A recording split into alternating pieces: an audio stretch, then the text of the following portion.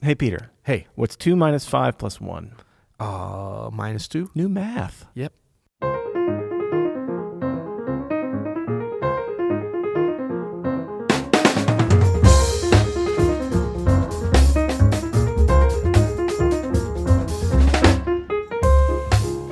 I'm Adam Maness. And I'm Peter Martin. And you're listening to the You'll Hear It podcast. Daily jazz advice coming at you.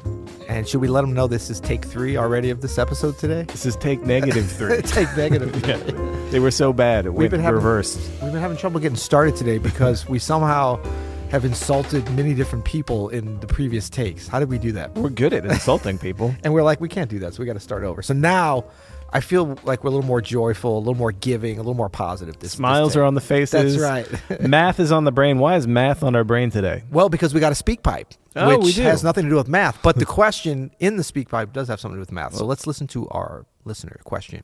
Let's hear it. Hi, this is Brendan. Love the pod and thanks for all the work you do.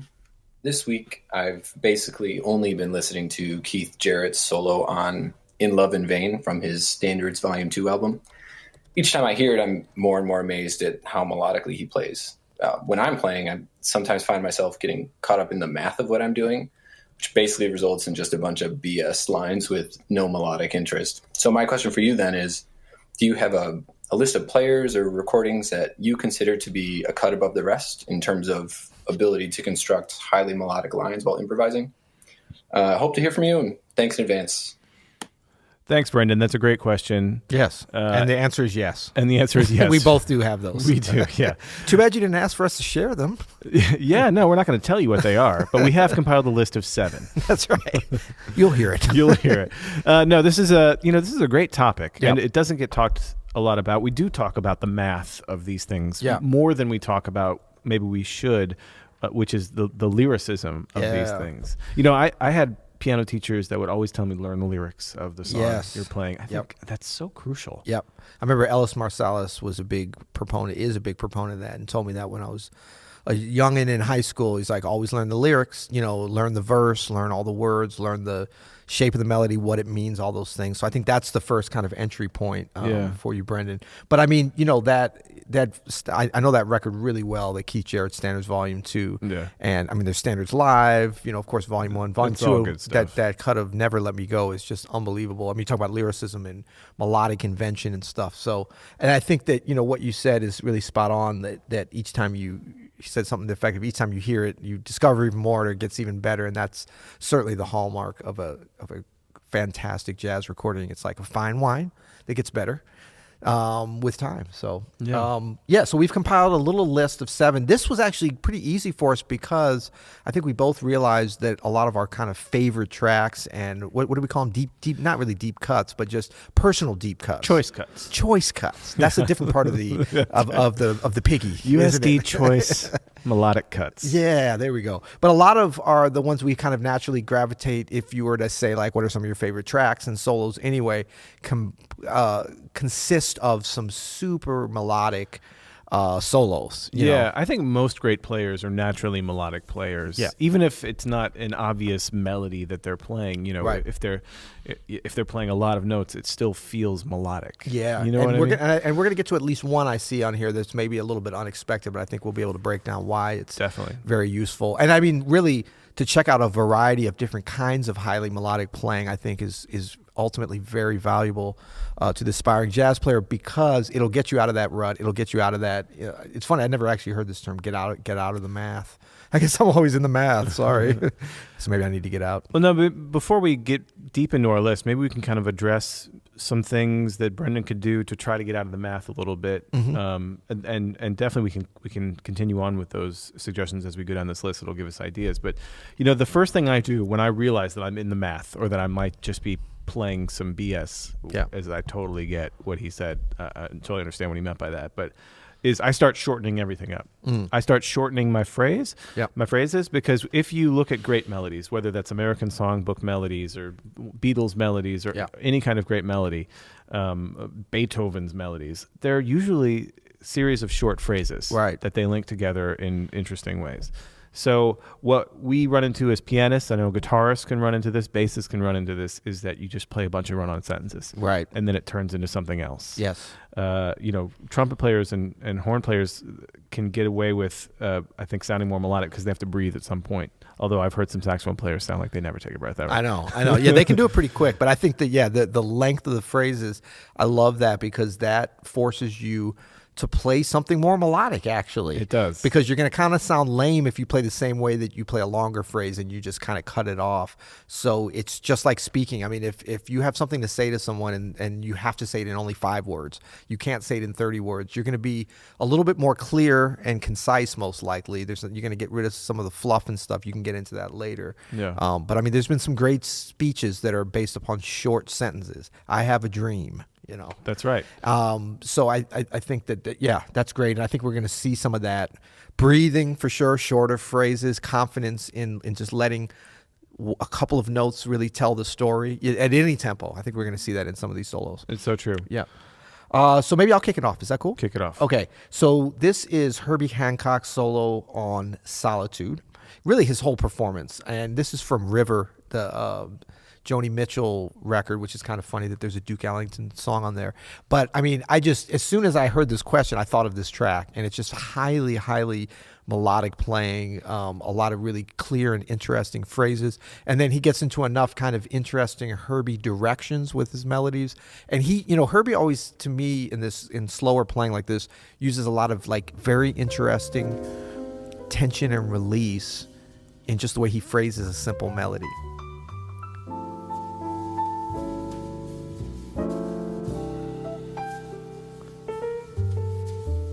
Notice how short the phrase is, each individual phrase is. Yeah. Now, granted, he's still kind of playing the melody here, but it's it's the same thing, really. A lot of just little piano techniques, like a singer would use a singer technique to shape the phrase.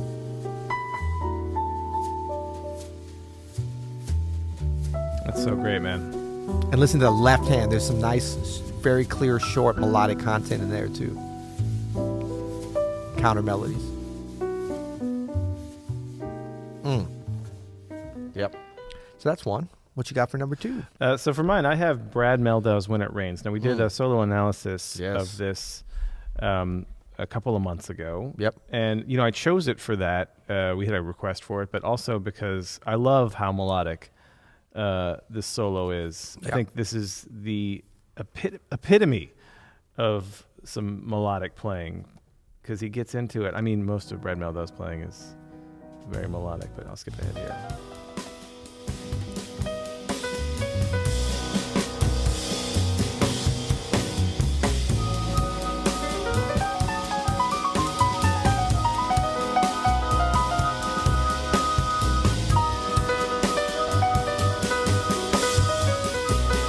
See, now notice like we jumped in here at a part where he did this big line, right? Yeah. But then he finished it with this very strong melodic statement that ended on the tonic of the chord. And it had a little blues in it, a little triad in it, super like straight down the pike. And I mean, that's a theme for me on this is, we're going to hear players do things that don't sound like a sung melody, but they end it in a melodic way, or they begin it in a melodic way. Like you could still be a melodic player and not have everything sound like a Chet Baker. Yeah. You know what I mean? Yeah. When I think, Brad does a lot he really takes advantage of a very advanced piano technique to shape his melodies with like very, use great voicing in terms of, in touch. And so he can play those very simple things, but make them sound complex melodically the way, on an instrument that's kind of hard to do that. We don't have the breathing and the, we play the note and that's what it is. Then we go to the next one. So it has to all be about phrasing and how you shape the line. He's got a very advanced technique. I love that moment. Cool. Love that moment. All right. Yeah. Moving on. Number 3. We could listen to that the whole rest of the Number thing. 3. Yeah. Okay, for 3, I've got. I decided. I realized that I don't think Brendan was just asking about pianists, so we can go. And I think it's a really. Should we? Well, I think we should because I realized like I learned a lot of my truly melodic playing from listening to a gentleman from East St. Louis named Miles Davis, Never heard of him. Learning his solos on the piano. That always helped me a lot. So I picked old folks from Someday My Prince Will Come, Miles Davis. All right. But I would say everybody's solo. I mean, Hank Mobley, Miles is soloing. Wynton Kelly is just incredible. His solo on here, super melodic.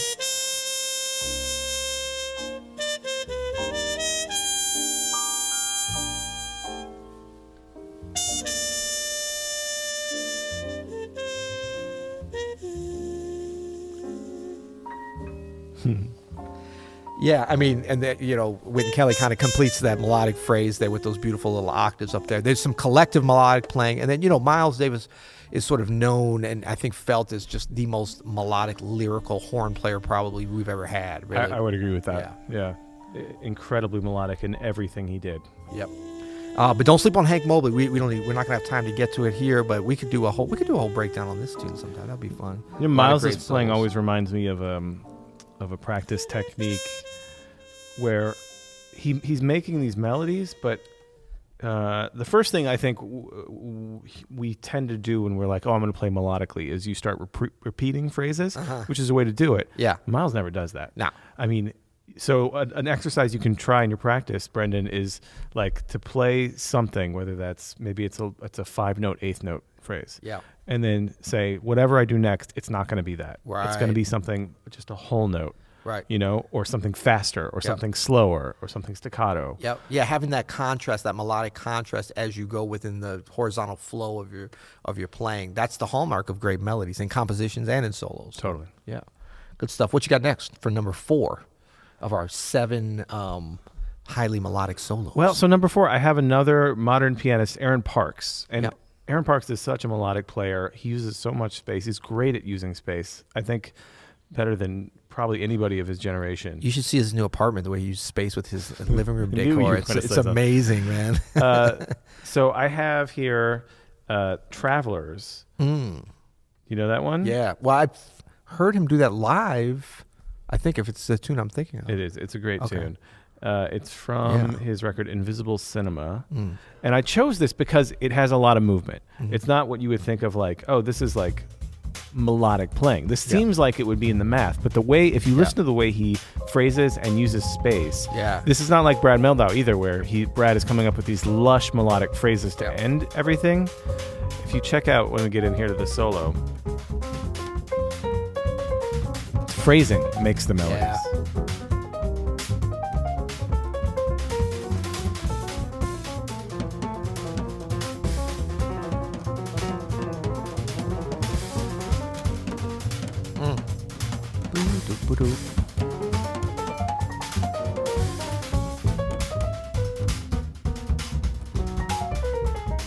Literally quoting the melody at times. Yep. Play something real complicated, then come back with the real simplistic little melodic phrase.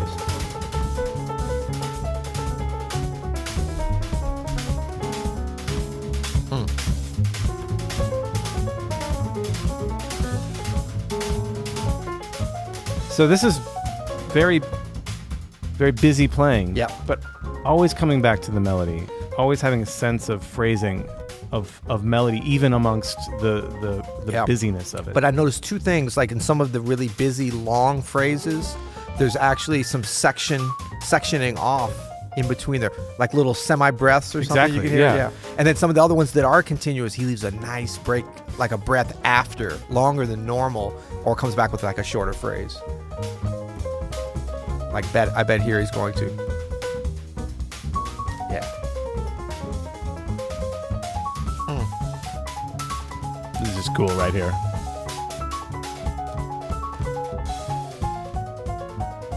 Anyway, I think for me that's a great example of someone who can play a lot. Yeah.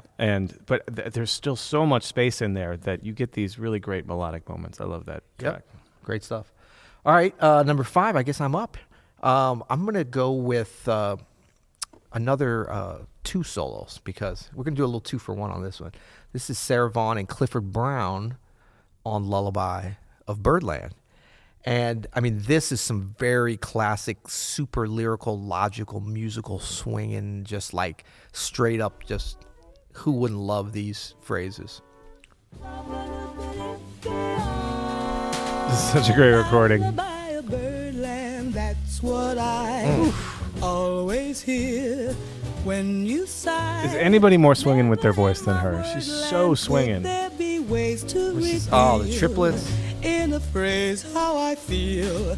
Have you ever heard two turtle doves? Let's skip ahead a little bit. Yeah. Is this the pianist? Yeah, maybe go up to the bassist? I think a bass. They let everybody solo. Then Sarah Vaughan sing. Woo. Herbie Mann. Herbie Mann. Flutist Yeah. solo. I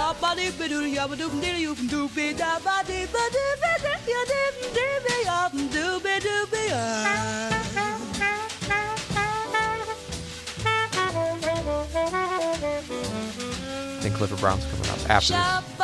They're trading.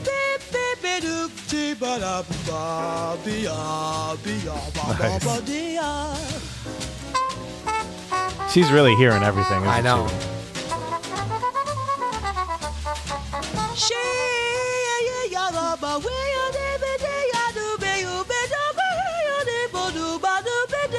I think she knows the changes. A little bit, yeah.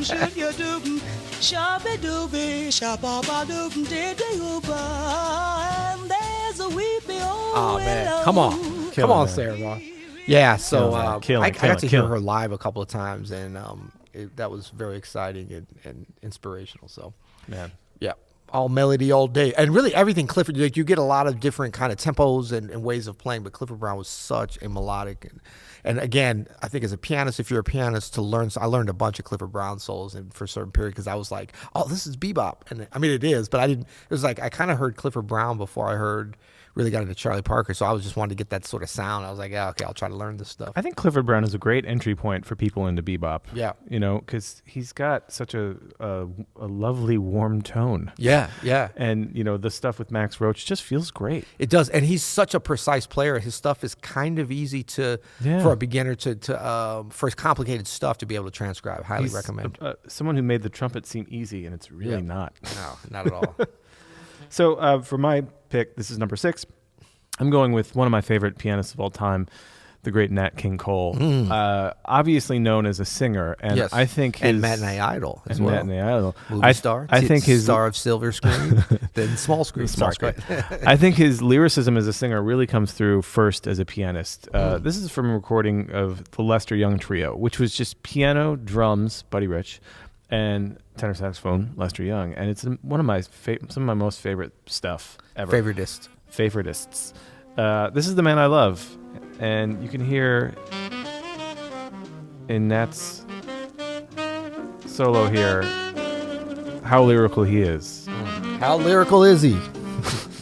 It wasn't a question. Oh, sorry.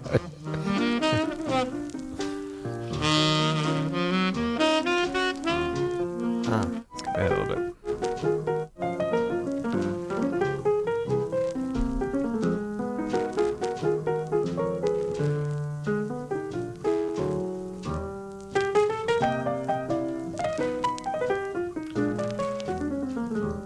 It's like poetry. Yeah. And also the left hand feels great. Yeah. He had a great touch and control too. Little modified to be able to stride, phrase it. you know? Dynamics. All these pianists are using dynamics, we notice. Lost art at the piano. So important, man. That's a great point. Listen to those melodies coming out. Using a lot of the melody from the tune, from The Man I Love. Yeah.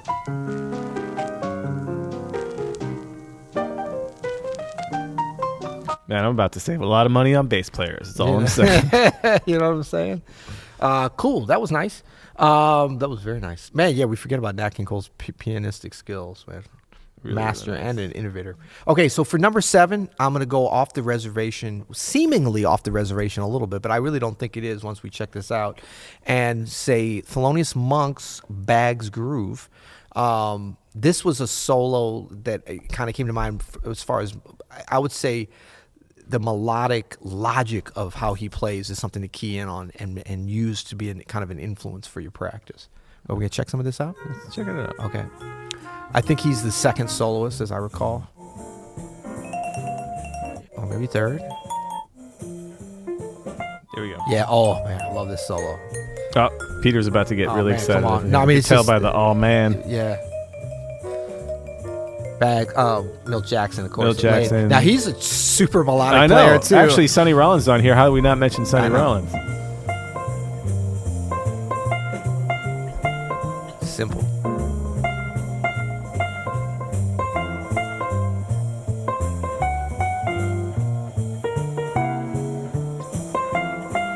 This next phrase, I love the logic.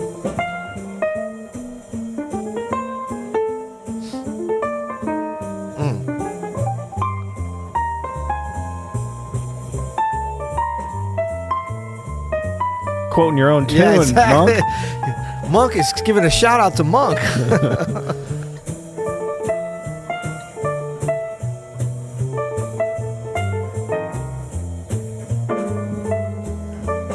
Theme development, man. Yeah. Just Chord so- changes be damned. Exactly. I'm going melody first.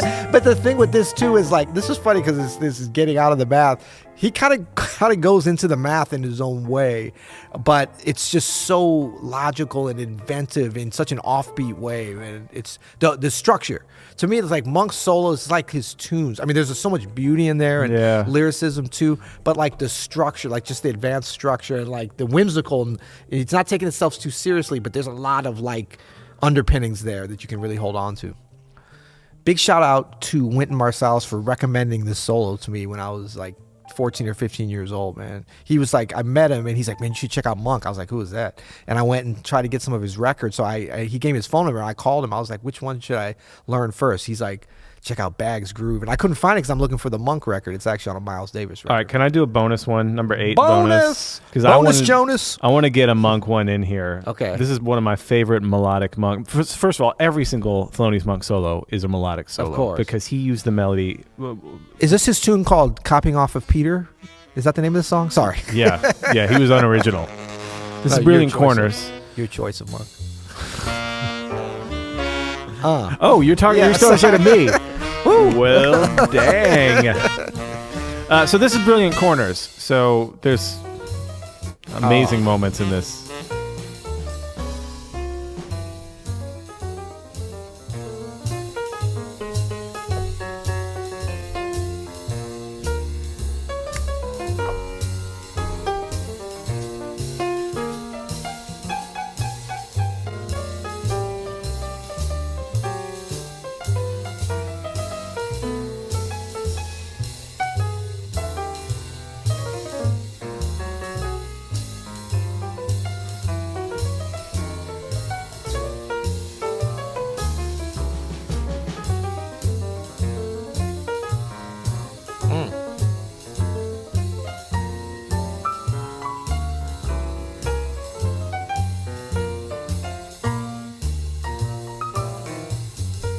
Ha.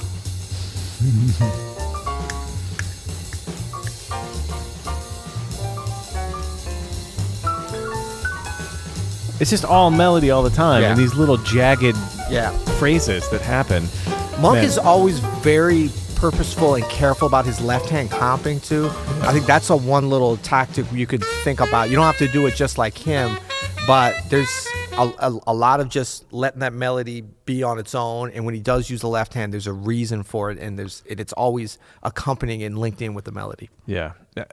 Any Monk is a great source for any pianist or any instrumentalist or any vocalist. And there, we thought that was going to be kind of controversial. And now that we're listening to it, it's not controversial. We Not at should have all. had him first. Not at all. Yeah. I think we nailed that one. Agreed. Yeah. You're welcome, Brendan.